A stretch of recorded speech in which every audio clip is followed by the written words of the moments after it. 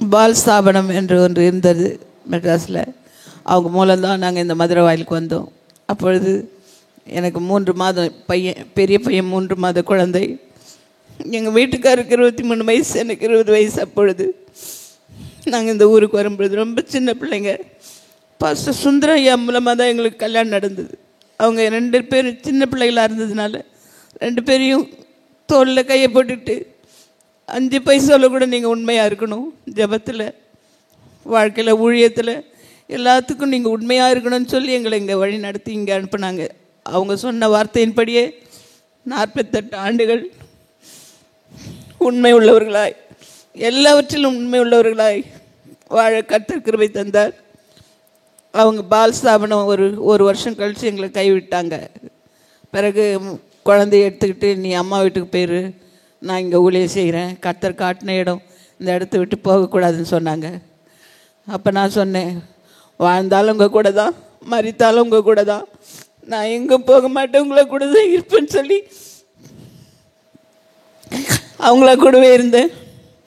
பிறகு 3 நாள் கதவை அடைச்சிட்டு நானும் கணவரும் என் பையனுக்கு கூட நான் ஒன்றும் வாங்கி கொடுக்கல, பண்ணு மட்டும் 2-3 வாங்கி வச்சுட்டு கருப்பு காப்பி போட்டு தான் என் பிள்ளைக்கு கொடுத்து 3 நாளும் கதவை அடைச்சி உபவாசித்து ஜெபித்து கொண்டிருந்தோம். வெளியவே வரல. 3 நாளைக்கு பிறகு மெய்யாகவே ஆண்டவராகி தெய்வமே, நீர் இந்த ஊழியத்துக்கு எங்களை இங்கே அனுப்பினது உண்டானால் யாராகில் வந்து எங்கள் கதவை தட்டி எங்களோட பேசணும் என்று சொல்லி ஜெபித்து கொண்டிருந்தோம்.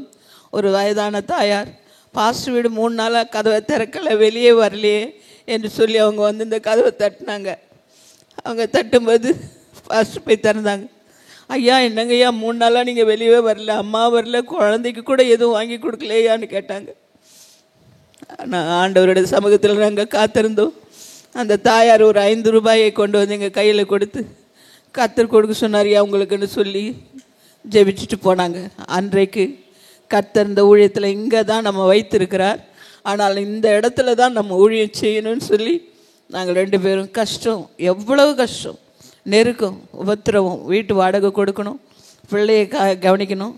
எனக்கு எங்கள் பாஸ்டருடைய தம்பியும் பாஸ்டருடைய அப்பாவும் இருந்தாங்க. நாங்கள் எல்லாரும் குடும்பமாய் கர்த்தருடைய சமூகத்தில் ஜெபித்த போது கர்த்தர் படிப்படியாக எங்களை ஆசீர்வதிக்க ஆரம்பித்தார். ஒரு நாள் சும்மா இருக்க மாட்டாங்க. காலையிலே எழுப்பி கைப்பிரிதி எடுத்துகிட்டு போயிடுவாங்க, கைப்பிரி கொடுத்துட்டு வருவாங்க. அது வரைக்கும் நான் நெடுமுழங்காலில் நிற்பேன். இப்படி தான் எங்களுடைய ஊழியம் ஆரம்பித்தது. பிள்ளையை போட்டுட்டு முழங்காலில் நின்றுட்டுருப்பேன். அவங்க கொடுத்துட்டு வர வரைக்கும் முழங்காலில் நிற்பேன். அவங்க வந்த பிறகு தான் நாங்கள் சாப்பிடுவோம். அதுபோல் தான் இந்த நாள் வரைக்கும் அப்படி தான். அவங்க சாப்பிட்டா தான் நானும் சாப்பிடுவேன். அந்த நிலைமையெல்லாம் கர்த்தர் எங்களை நடத்தினார். என் மருமகள் நான் நல்லா சமைச்சு கொண்டு வந்து அப்பா சாப்பிடுங்கன்னா கூட அம்மா வரட்டுமா, அம்மா வந்து பிறகு சாப்பிட்டுக்கிறேன் அப்படின்னு சொல்லுவாங்க. 3 மணி 4 மணியானா கூட நான் வந்து அதை சாப்பிடுவாங்க. அந்த மாதிரி ஒரு சமயம் நாங்கள் ஊழியம் செஞ்சு கொண்டிருக்கும்போது நாங்கள் சின்ன பசங்களாக இருந்ததுனால அதிகமாக பெரியவங்க வந்து எங்களை ஏற்றுக்கொள்வதற்கு ரொம்ப கஷ்டப்படுவாங்க. ஆனாலும் கர்த்தருடைய கிருபையினாலே அவங்க அப்போ ஜுப்பா தான் போடுவாங்க, ஜுப்பா வேஷ்டி கட்டுவாங்க. நானும் வெள்ளை சாரியில் தான் இருப்பேன். அங்கே வெளியே எப்படி போனோன்னா பெரிய பெரிய ஆட்கள் கூட தரையை தொட்டு கும்பிட்டு போவாங்க. எனக்கு பெரிய ஆச்சரியமாக இருக்கும். நம்ம பொடி பசங்க நம்ம, ஆனால் இவ்வளோ பெரிய ஆட்கள் வண்டியை விட்டு இறங்கி கும்பிட்டு, அப்போ அவ்வளோ பக்தி இருந்தது, இப்போ இல்லை. அப்படி கும்பிட்டு போவாங்க. அந்த சமயத்தில் அருமையான சாந்தி சிஸ்டர் இப்போ சாட்சி சொன்னாங்களே, அவளுடைய தகப்பனார் வியாதியாக இருந்தாங்க. அவங்கள சந்திப்பதற்காக நாங்கள் போனோம். ஆனால் அதுக்கு முன்னாடி அவங்கள பார்க்கும்போது எனக்கு தாலி எதுவும் போடாததுனால தாலியார்த்தான் கூட்டம்லாம் உள்ளே வரக்கூடாதுன்னு சொல்லி பேசினாங்க. அந்த குடும்பத்தில் மறுபடியும் ஆண்டவர் எங்களை கொண்டு போய் சத்தியத்தை சொல்ல வைத்து, அந்த அருமையான சாந்தியோட அப்பா முதலாவது எனக்கு ஒரு பைபிள் வாங்கி தாங்கப்பான்னு தாங்க ஐயான்னு கேட்டாங்க. ஒரு பைபிள் வாங்கிட்டு போய் கொடுத்தோம்.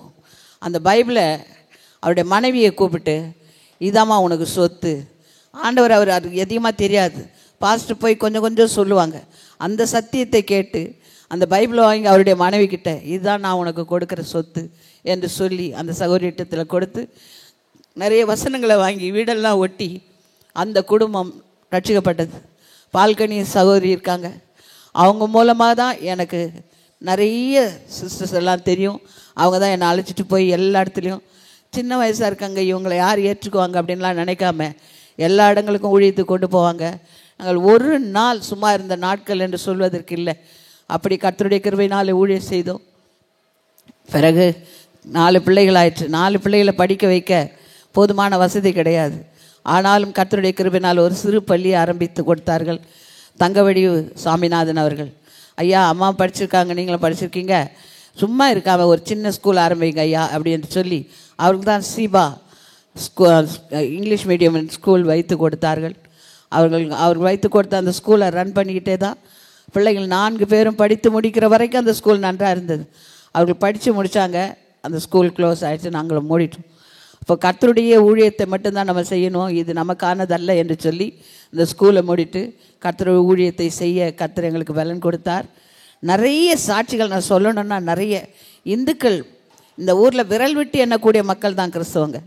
கர்த்தர் எங்கள் சின்ன வயசாக இருந்தாலும் எங்களை கொண்டு 2000 ஆத்துமாக்களுக்கு மேலாக இந்த இடத்துல ரட்சிப்புகளை கொடுத்துருக்காங்க. அவ்வளோ பேருக்கு ஞானஸ்நானம் கொடுத்துருக்காங்க. நிறைய பேருக்கு 2000 பேருக்கு மேலே திருமணம் செஞ்சு வச்சுருக்காங்க. அவங்க வயசுக்கு அது அதிகம், ஆனாலும் அதையெல்லாம் அவங்க செய்து நல்ல போராட்டத்தை போராடினேன் என்று சொன்ன வசனத்தின்படி ஊழியந்தான் அவங்களுக்கு முக்கியம். ஊழியந்தான். இனி கூட கிளியனூர் என்ற ஒரு கிராமத்தை தத்தெடுத்து கொரோனா பீரியடில் அந்த கிராமத்துக்கு நாங்கள் 2 மாதத்துக்கு ஒருக்கா போவோம். 10 மூட்டை அரிசி 7 மூட்டை அரிசி என்று என் விசுவாசிகள் கொடுப்பார்கள். எல்லாரும் 3 மூட்டை 1 மூட்டை என்று சொல்லி அவர்கள் அரிசிகள் கொடுப்பாங்க. நாங்களும் ஒரு 3 மூட்டை வாங்குவோம். பிறகு 10 பேர் 15 பேராக போவோம், ஊழியத்தை செய்வோம். அந்த ஊழியக்காரன் மத்தியானம் வந்தார்.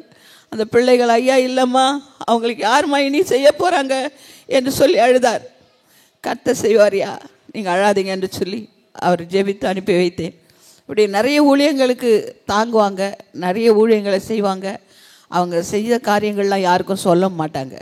ஊழியந்தான் இம்பார்ட்டன்ட் அவங்களுக்கு. ஊழியந்தான் ஊழியக்காரர்களுக்கு செய்யணுன்னா அவ்வளோ சந்தோஷமாக இருப்பாங்க. அதுபோல் கர்த்தர் எங்களுடைய ஊழியத்தில் தாங்கினார். விசுவாச மக்களை என்னுடைய சகோதரனாக சகோதரியாக என் கூட பிறந்தவர்களாக தாய் தகப்பனாக கர்த்தர் கொடுத்தார்.